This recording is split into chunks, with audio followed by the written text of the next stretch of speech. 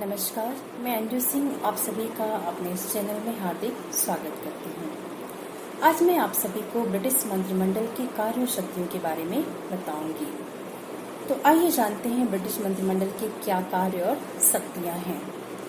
जब हम ब्रिटिश मंत्रिमंडल की कार्य शक्तियों के बारे में बात करते हैं तो ब्रिटिश मंत्रिमंडल जो है वो ब्रिटेन का हृदय कहा जाता है। एक तरीके से आप कह सकते हैं कि ब्रिटेन की शासन व्यवस्था में ब्रिटिश मंत्रिमंडल उसका हृदय है, उसकी आत्मा है। एक तरीके से कह सकते हैं कि जो ब्रिटिश मंत्रिमंडल है वो एक धुरी है जिसके चारों ओर शक्ति घूमती है। इस तरीके से हम जो है कि ब्रिटिश मंत्रिमंडल को बता सकते हैं। तो जो ब्रिटिश संविधान है उसके अंतर्गत ब्रिटिश मंत्रिमंडल को ब्रिटिश शासन व्यवस्था में केंद्रीय स्थान प्रदान किया गया है। इस तरीके से उसको चित्रित किया गया है। एक विद्वान है सर जॉन मेरियट, उनका कहना है कि मंत्रिमंडल वह धुरी है जिस पर प्रशासन घूमता है, शासन चक्र घूमता है। दूसरे विद्वान है डाइसी, उनका ये कहना है कि यद्यपि शासन का प्रत्येक काम क्राउन के नाम से किया जाता है, लेकिन वास्तव में उन सारे जो कार्य हैं उनको जो है कि वास्तविक रूप से ब्रिटिश मंत्रिमंडल ही करती है। ब्रिटिश मंत्रिमंडल में ब्रिटिश कार्यपालिका की सारी शक्तियां निहित हैं। तो इसी तरीके से अन्य विद्वान भी ब्रिटिश मंत्रिमंडल को सर्वोच्च स्थिति प्रदान करते हैं कि जो ब्रिटिश राज्य व्यवस्था है उसमें जो है कि ब्रिटिश मंत्रिमंडल बहुत ही महत्वपूर्ण संस्था है। तो जब हम ब्रिटिश मंत्रिमंडल के कार्यों की बात करते हैं तो आप एक तरीके से कह सकते हैं कि जो कार्य क्राउन के हैं, ब्रिटिश क्राउन के, ब्रिटिश मुकुट के कार्य हैं, वो सारे शक्तियों का, अधिकारों का प्रयोग जो है कि ब्रिटिश मंत्रिमंडल करता है। तो इसमें ब्रिटिश सम्राट और ब्रिटिश क्राउन दोनों की जो शक्तियां हैं वो जो है कि उन सारी शक्तियों का जो प्रयोग है ब्रिटिश मंत्रिमंडल करता है। तो वह संसद के कार्यों को तो करता ही करता है, उसके साथ साथ कार्यपालिका के जो समस्त कार्यों की सूची है वह भी ब्रिटिश मंत्रिमंडल के कार्यों में शामिल की जा सकती है। तो 1918 में एक कमेटी थी जिसका नाम था हेल्डन कमेटी थी। उसके रिपोर्ट में ब्रिटिश मंत्रिमंडल के मुख्यतः 3 प्रकार के कार्य बताए गए।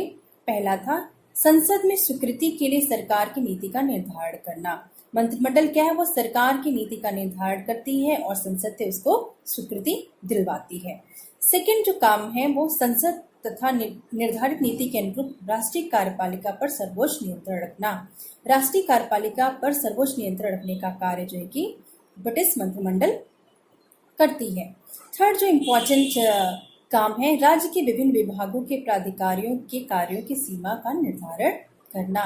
राज्य के जो विभिन्न विभाग हैं उसके जो प्राधिकारी हैं उनके कार्यों की सीमा निर्धारित करना कि हर जो विभाग है उसका क्या सीमा होगा, वित्त विभाग का क्या सीमा होगा, इस तरीके से उसको निर्धारित करने का जो कार्य है वो ब्रिटिश मंत्रिमंडल करती है।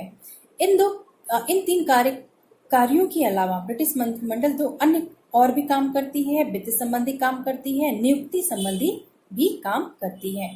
तो ये 5 मोटा मोटी जो काम है वो ब्रिटिश मंत्रिमंडल करती है। अब आइए इसको हम डिटेल में समझते हैं। तो ब्रिटिश मंत्रिमंडल का जो पहला महत्वपूर्ण काम है नीति का निर्धारण करना, नीति संबंधी कार्य।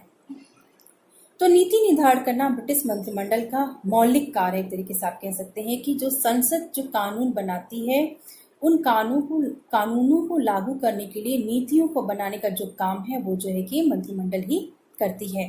तो ये सरकार की नीतियों का निर्धारण करती है जिस नीति के आधार पर पूरा प्रशासन को चलाया जाना है। तो नीतियों का निर्धारण करना महत्वपूर्ण काम है मंत्रिमंडल का। मंत्रिमंडल इसी नीति के अनुसार कानून का प्रस्ताव बनाकर संसद की स्वीकृति के लिए दोनों सदनों के समक्ष इसको रखवाता है। नीति बनाएगा और उस नीति को जो है कि कानून के रूप में, विधेयक के रूप में प्रस्तुत करने का जो काम है मंत्रिमंडल ही करती है। तो मंत्रिमंडल के कार्यों को कार्यकारिणी कार्य भी कहा जा सकता है क्योंकि यह सम्राट को सलाह देता है और राज्य के बड़े पदों पर नियुक्तियां भी करता है। ब्रिटिश मंत्रिमंडल का क्या महत्वपूर्ण कार्य है, वो सम्राट को उसके कार्यों की सलाह देता है।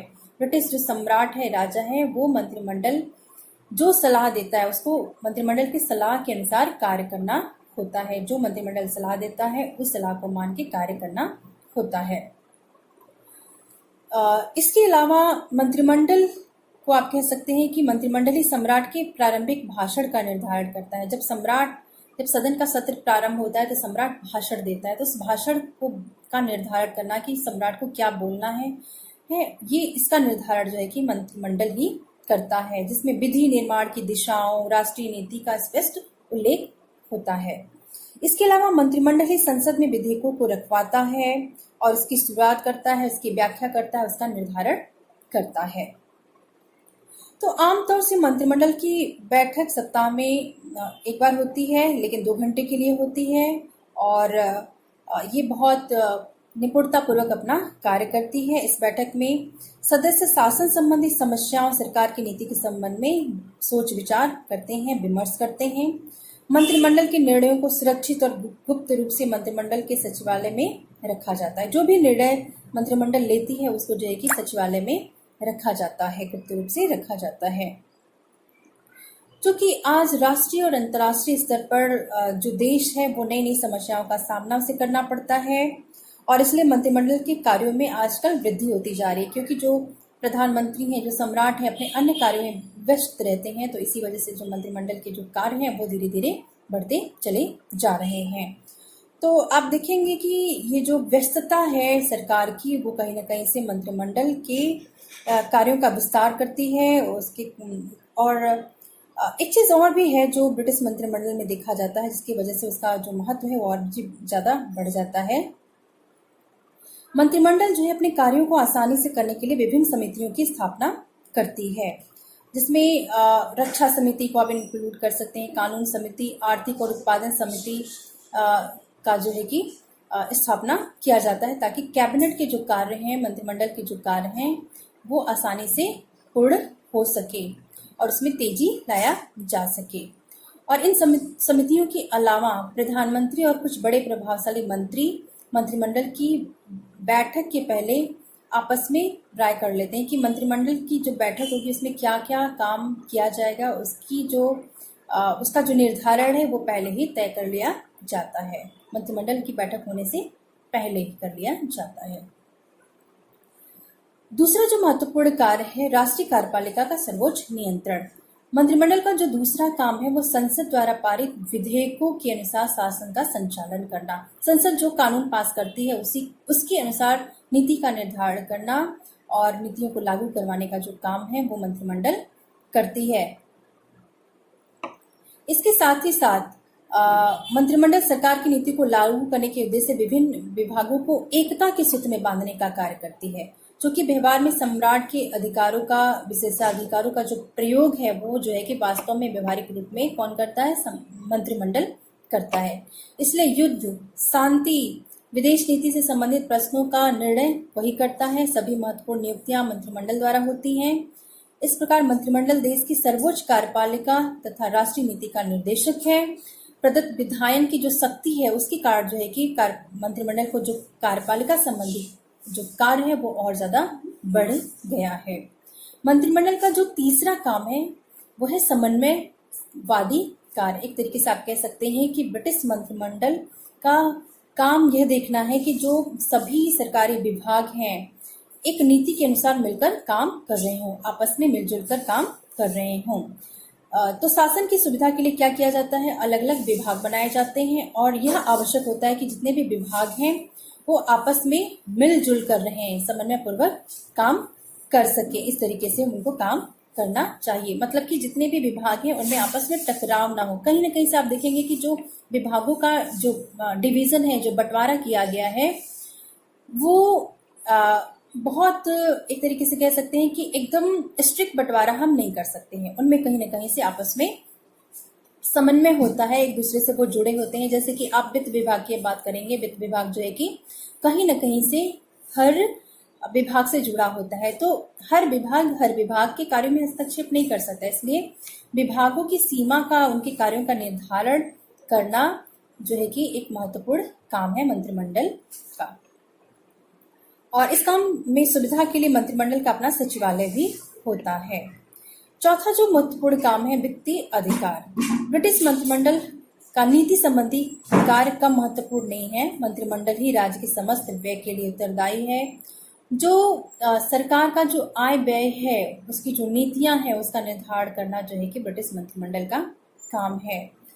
तो वार्षिक बजट को प्रस्तुत करवाना भी मंत्रिमंडल का काम है। मंत्रिमंडल का वित्त मंत्री जो है वो वार्षिक बजट को संसद में प्रेजेंट करता है, और बजट में क्या क्या होना चाहिए इसका निर्धारण मंत्रिमंडल ही करता है। मंत्रिमंडल के सामने पूरे आय व्यय को वित्त मंत्री द्वारा प्रस्तुत किया जाना आवश्यक नहीं होता है। मतलब मंत्रिमंडल के सामने जो है कि जो वित्त मंत्री है वो आय व्यय का सारा ब्यौरा उनको नहीं देगा, क्योंकि जब मंत्रिमंडल वित्त मंत्री मंत्रिमंडल का एक हिस्सा है, उसका एक मंत्री है, तो वहाँ पे बहुत सारी चीजें होती हैं जो अन्य मंत्री जो है कि मंत्रिमंडल के जो मंत्री हैं वो उसको जानते हैं, उसको समझते हैं। और एक बात और है कि यदि मंत्रिमंडल चाहे तो आय व्यय के संबंध में कुछ अधिक समय पूर्व भी जानकारी मांग सकता है। कभी कभी क्या होता है कि जो वित्त विधेयक है उसके आने से पहले, बजट के आने से पहले भी कुछ सूचनाएं जो है कि वो मंत्रिमंडल मांग सकता है वित्त मंत्री से, और उस पर विचार विमर्श कर सकता है। नेक्स्ट जो इम्पोर्टेंट कार्य है वो है, मंत्रिमंडल का जो नेक्स्ट इम्पोर्टेंट कार्य है वो नियुक्ति संबंधी कार्य है। ब्रिटिश मंत्रिमंडल नियुक्ति संबंधी भी कार्य करता है। सम्राट जो भी नियुक्तियां करता है वो मंत्रिमंडल की सलाह मशुरा के बाद ही वो करता है। तो राज्य में उच्च जो पदाधिकारी हैं उनकी नियुक्ति करने का अधिकार क्राउन को है, लेकिन वास्तव में उन अधिकारियों का जो प्रयोग है, उनकी नियुक्ति का जो लिस्ट है वो मंत्रिमंडल ही बना के देता है। मंत्रिमंडल से राय लेना क्राउन के लिए, सम्राट के लिए बहुत जरूरी होता है। राज्य की कोष का सचिव, मुख्य नियोजन पदाधिकारी, गवर्नर जनरल, वायसराय आदि जो बड़े बड़े अधिकारी होते हैं उनकी नियुक्ति जो है कि मंत्रिमंडल के द्वारा ही की जाती है। इसके अलावा विदेशों में जो पदाधिकारी हैं उनकी भी नियुक्ति जो है कि मंत्रिमंडल करती है।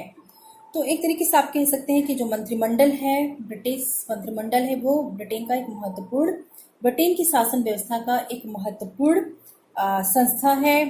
आप कह सकते हैं यह वह धुरी है जिसके चारों ओर समस्त सरकार घूमती है। उसका संसद पे भी नियंत्रण होता है, उसका सरकार पे भी नियंत्रण होता है, और एक तरीके से कह सकते हैं कि सरकार और जो है कि संसद के बीच की कड़ी के रूप में भी आप जो है मंत्रिमंडल को देख सकते हैं। मंत्रिमंडल सिर्फ उत्तरदायित्व की गारंटी ही नहीं देता है, वरन इससे सरकार की कार्यक्षमता में भी वृद्धि होती है। यह उत्तरदायित्व और कार्य क्षमता का समन्वय प्रस्तुत करता है, राष्ट्रीय जीवन के सभी क्षेत्रों को प्रभावित करता है। जनता के प्रतिनिधि होने के नाते ब्रिटिश मंत्री देश के विभिन्न सामाजिक, आर्थिक, सांस्कृतिक, राजनीतिक कार्यों में भाग लेते हैं। तो इस प्रकार हमने ब्रिटिश मंत्रिमंडल के कार्यों और शक्तियों के बारे में पढ़ा, जिसमें सबसे महत्वपूर्ण कार्य था नीति का निर्धारण करना। दूसरा जो महत्वपूर्ण कार्य था राष्ट्रीय कार्यपालिका का सर्वोच्च नियंत्रण, जो है कि मंत्रिमंडल राष्ट्रीय कार्यपालिका पर सर्वोच्च नियंत्रण स्थापित करती है। मंत्रिमंडल का समन्वयवादी कार्य है, जिसमें वो विभिन्न विभागों के बीच में समन्वय स्थापित करता है, सहयोग स्थापित करवाता है। वित्तीय अधिकार है, वित्त पर नियंत्रण रखना, उसका ब्यौरा रखना, उसको निर्धारित करना, आय व्यय को निर्धारित करना, ये इसका महत्वपूर्ण काम है। नियुक्ति संबंधी अधिकार, मंत्रिमंडल जो है कि क्राउन जितने भी महत्वपूर्ण नियुक्तियां करता है उसका निर्णय लेना, ये जो है कि ब्रिटिश मंत्रिमंडल का महत्वपूर्ण कार्य है। तो एक तरीके से आप कह सकते हैं कि जो निष्कर्ष के रूप में आप कह सकते हैं कि जो ब्रिटिश मंत्रिमंडल है बहुत ढेर सारी महत्वपूर्ण शक्तियों का उपयोग करता है, और ये एक महत्वपूर्ण और बहुत ही शक्तिशाली संस्था है। ब्रिटेन की राजनीतिक व्यवस्था में ब्रिटिश मंत्रिमंडल का बहुत ही महत्वपूर्ण स्थान है। तो मुझे उम्मीद है कि आपको ये वीडियो पसंद आया होगा, ये आपके लिए लाभकारी होगा। अगर आपको ये वीडियो पसंद आया हो तो प्लीज़ इसे लाइक और सब्सक्राइब करना ना भूलें। धन्यवाद।